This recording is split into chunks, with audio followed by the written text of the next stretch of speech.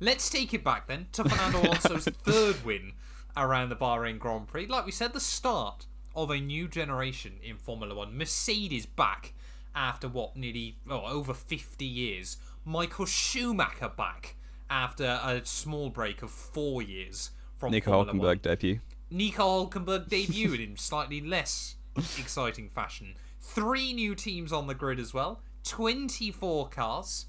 Although HRT were beyond useless, weren't they? Because they were still building the car. 8 seconds off the pace. 8 seconds off the pace. But it was also the Bahrain endurance layout, which was awful. yes. And it's a good job they went back to the original 2 years later. It certainly was. Let's talk about the 2010 F1 season, though. Of course, a lot of these are going to be basically remembered for the championship battles, aren't they? Yes. And 2010, out of every single one of these, had the best battle of any of them. Of course. Depends how you quantify. Well, it had the most drivers in the battle, yes, sorry. Yeah. I think I'm going to be controversial immediately in this list. Okay. 2010 is massively benefited by nostalgia because the individual races, other than the wet races, which there were a weird amount of, because those were quite good, the dry races were just boring. Or basically all out. Just because there was no DRS, the cars couldn't follow. There's no KERS. They basically, after lap 1, were no overtakes. Some of the cars had KERS. They didn't. They did. Some of them did, I swear. They got... 09 had KERS, and none of them... They had the option. Yeah. They had the option, but no one wanted it, because it was really badly optimised back then. Yes. But yeah, no, you are right. The individual races were just pretty trash. Obviously, the overarching battle of the season was excellent. I'm not denying that. And the wet races were quality as well, the likes of Australia, China, Korea... Spa was wet as well, so it was an enjoyable season. But if you sat down for an hour and a half to watch any of the 17 races that didn't have wet weather in them, you would be quite bored. So I don't think it'd go lower than decent, but it wasn't. Top 2 is a bit too much for it, I think, which maybe is controversial, but let me know what you think. It's very controversial, isn't it? But you are pretty much spot on. I mean, there were quite a lot of storylines throughout the season as well, let's not forget. Of course, you had, the real start of Red Bull's run of great form, the real test of Sebastian Vettel. I mean, Red Bull, obviously, that year, qualifying-wise, were utterly dominant. Apart from Brazil and... Canada, Singapore, Monza. Yeah, there you go. There's the 4. Yes, spot on. That was very good.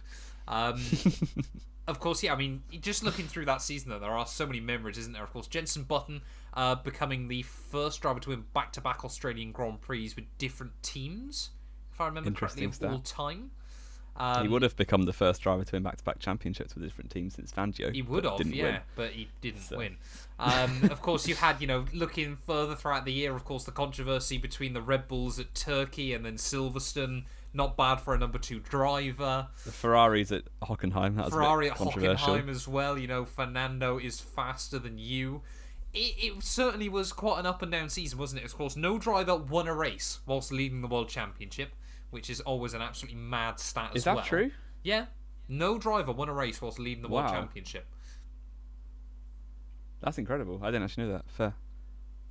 That was the big thing, wasn't it? The Red Bull, to be fair though, should have absolutely battered that season. Very true. It was just their but they had reliability. horrendous reliability, and Vettel and Webber both made a few mistakes individually as well. Yes, I think often they are, potentially even on this show, unfairly criticised for how many mistakes they made. Yeah. But, had either of them ran a slightly less... they both, like I said, struggled with reliability, but they both also had quite a few errors over the course of the year that meant that either of them could have ran quite a dominant campaign and wrapped it up with sort of 2-3 races to go. But it did mean, for the first time ever in Formula 1, and the only time to date, we went into Abu Dhabi with a 4-way title fight. Yes, although Hamilton was 24 points off.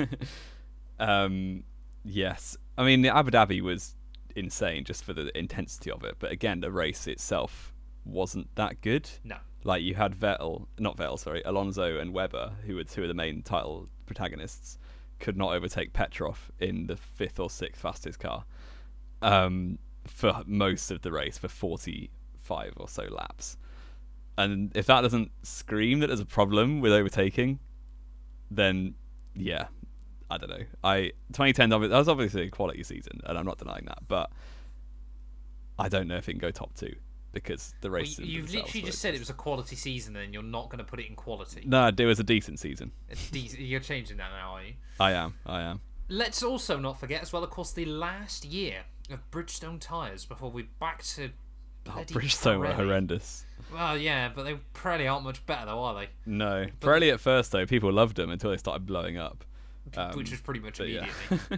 Of course, we also had, looking further down the roster, just the absolute mammoth amount of backmarker cars that was stuck, in obviously old and new names, Heikki Kovalainen and Jarno Trulli got absolutely screwed as well as Timo Glock by, coming from decent teams to being stuck in basically dustbins on wheels. Yep. Karun Chandok, it's always a good year when Karun's there. Bruno Senna, Lucas Di Grassi, of course, forgotten Formula 1 drivers, or Bruno Senna did obviously maintain a bit more of an F1 career down the line. And of course, Sakon Yamamoto as well. What more could you ask for than Sakon Yamamoto in a Formula 1 car? Every driver, though, Jamie, outside of those bottom teams, did score points, though, which is quite impressive. Indeed, yeah. Some of them a few more than others. The Toro Rosso de Sauber were pretty slow, but then Kobayashi did pretty well. And it's always, as there was that weird time on YouTube where putting Kamui Kobayashi in a title got you about 20,000 views. There were a lot of Kamui Kobayashi fans. That was less than a year ago as well, which is kind of mad. So are we saying F1 2010, a 4-way title fight we only reckon was a decent season? Yeah, but there's a lot of competition. We'll get on to better seasons. Okay. Well, we can reconsider at the end briefly. We can later on.